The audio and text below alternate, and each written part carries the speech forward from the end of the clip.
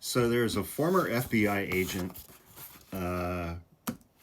who has become kind of a bomb thrower, a shit poster, who is driving Kash Patel out of his mind.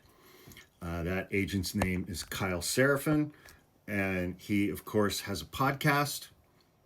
He's very prolific on Twitter, and he went on to become a whistleblower for Jim Jordan in the House Judiciary Committee, making all kinds of allegations about the FBI during Joe Biden's tenure, all kinds of weird shit.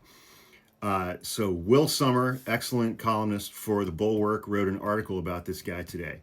And he popped up for me last week when I did a longer video. I did like a 45-minute long video about a lawsuit that had been filed against Kash Patel, Pam Bondi, and the FBI and the Office of the President from three senior executive level FBI agents who had been fired by Kash Patel illegally.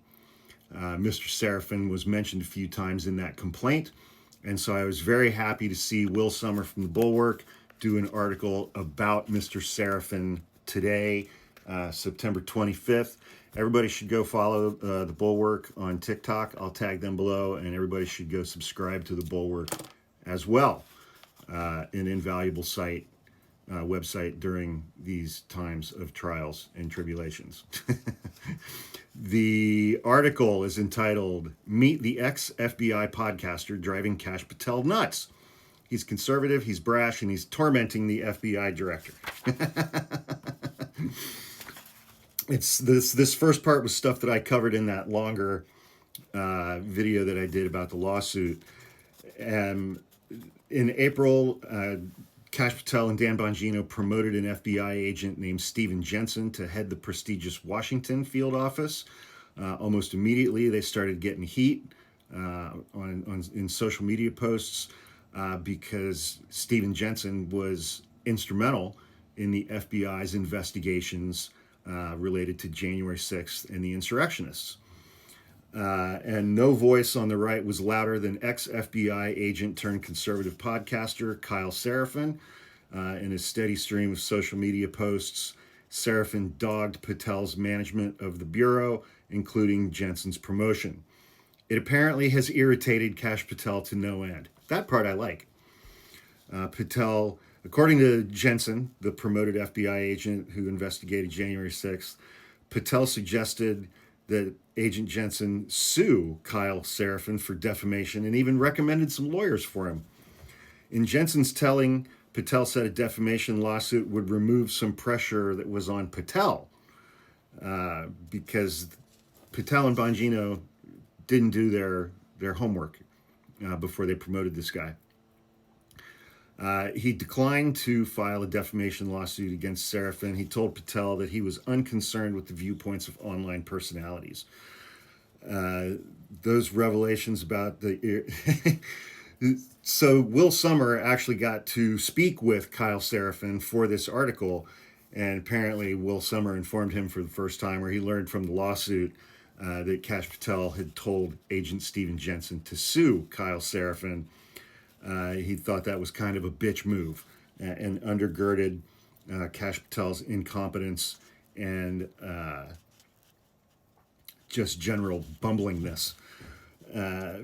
But beyond the lawsuit, there are even more examples. The New York Times reported last week that Patel fired another agent at the Bureau after Seraphin falsely claimed that agent was central to the FBI's Mar-a-Lago raid. That agent's name was Chris something. I can't remember his last name. But that agent was actually on vacation with his family when the FBI raid took place. The incidents offer a glimpse into the outsized power wielded by Kyle Seraphin at a moment of intense chaos and uncertainty inside the FBI. In a matter of months, Seraphin has become a bit of a mischievous boogeyman for Patel's operation, using his experience and sources within the agency to constantly goad the director. It very much appears that Patel understands that he's way out of his depth, Seraphin said. Seraphin is not liberal. He joined the FBI in 2016. He worked on surveillance and counterintelligence teams. He was suspended in 2022 in a dispute over the Bureau's COVID rules. He didn't want to get vaccinated. He then rose to prominence as a right-wing whistleblower after complaining to Representative Jim Jordan about the FBI's treatment of parents at school board meetings. How many times have we heard Jim Jordan talk about the FBI treating parents like they were terrorists when they're going to school boards and yelling about COVID? Seraphin and Patel actually used to be friendly. He's met Patel in person a few times, and he also appeared on Dan Bongino's podcast back in the day. Good Lord. His complaint with Patel is that he hasn't shaken up the FBI enough. I mean, he's gotten rid of so many people, nobody even really knows the actual number of how many people he's fired. There are secondary criticisms too. Seraphin, himself prolific on Twitter, said that he thought Patel's social media activity was not just unprecedented for an FBI director, but was, quote, really thirsty and desperate. Nobody has done this before. Nobody felt like they were supposed to go out there and be a social media star and FBI director. But Patel's girlfriend did sue Seraphin for defamation. Her name is Alexis Wilin. She's a country singer who is half of Kash Patel's age. She sued Kyle Seraphin for suggesting that she is a Mossad agent honeypot out to control Patel and cover up the Jeffrey Epstein case. Seraphin said it's kind of a compliment, actually, to call her a honeypot. It's his way of saying that she's hot. I mean, she's like 26, man. I mean, come on. He seems to stand out for his brashness. In addition to tangling with Patel, he's also tweaked another right-wing prominent figure.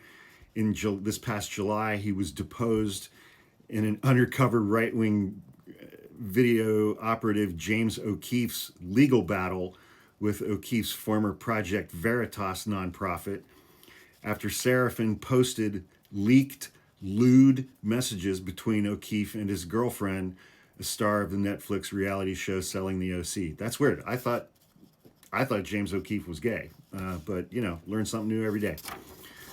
The deposition video, which O'Keefe posted online, shows Kyle Seraphin gleefully taunting O'Keefe and his lawyer, describing O'Keefe as being of low moral character. At one point, O'Keefe's lawyer asked Seraphin what he meant when he posted that O'Keefe should, all caps, FOAD. Seraphin responded by saying it's commonly understood as an acronym for fuck off and die.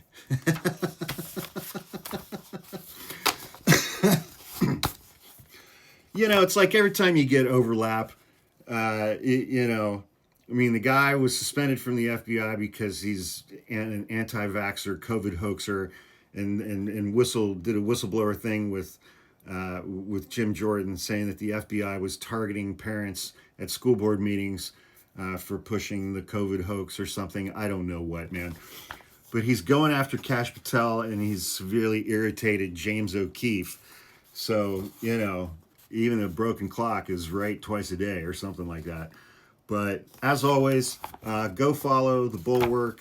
Will Sommer's doing great work over there. I got to do a live with him a few weeks ago. It was fun and fantastic. Subscribe to the Bulwark. And Will Sommer's doing a great job. He dives into all of this right-wing conspiracy shit and finds a lot of stuff. And he is someone that you will always learn something from. And a lot of times you'll read his articles and you'll be just like, Jesus Christ, I didn't know that. And it's even crazier shit than you ever could have imagined was actually happening. So go follow those guys at thebulwark.com.